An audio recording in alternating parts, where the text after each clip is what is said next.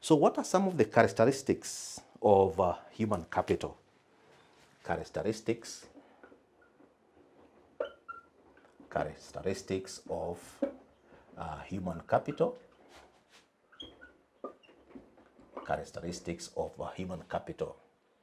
So it is important that we mention some of the characteristics of human capital, given that we have indicated that human capital refers to the knowledge, the skills, the assets, and experiences that individuals have within a given environment. So what are some of the characteristics of human capital that an individual should exhibit, or that should define what an individual has? So one of the characteristics of human capital is education.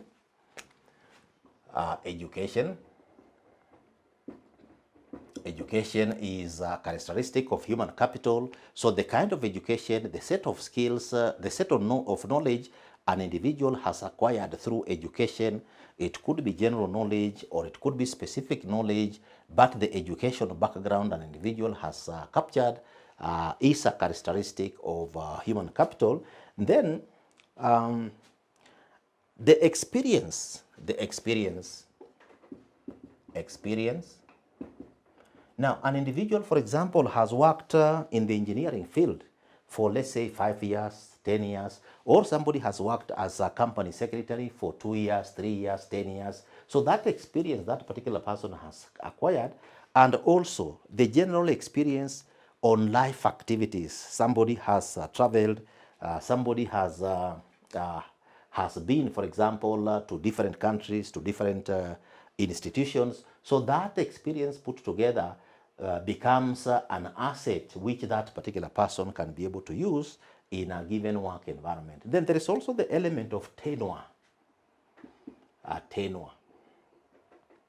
So if you look at an individual, for example, could be given a contract of, say, 5 years, or a contract of 8 years, or a contract of 10 years, or could be in a permanent and pensionable position, or could be in a temporary, for example, position in a given work environment. So the tenure that an individual has been given. So if an individual is given a tenure for 5 years in a permanent and pensionable, for example, capacity or permanent basis, then it is expected that that particular person can be able to sit down and will not be looking for a job elsewhere if the environment is conducive, and be able to work and contribute towards achievement of organizational goals. Then also the health status or the well-being of a given individual. It could be body, it could be mind, and the well-being of an individual, that also contributes, because it is expected that for somebody to be able to give optimum output in an organization, then that particular person should be in sound health. So that health status of an individual is important within a given working environment. Then you also have the aspect of training.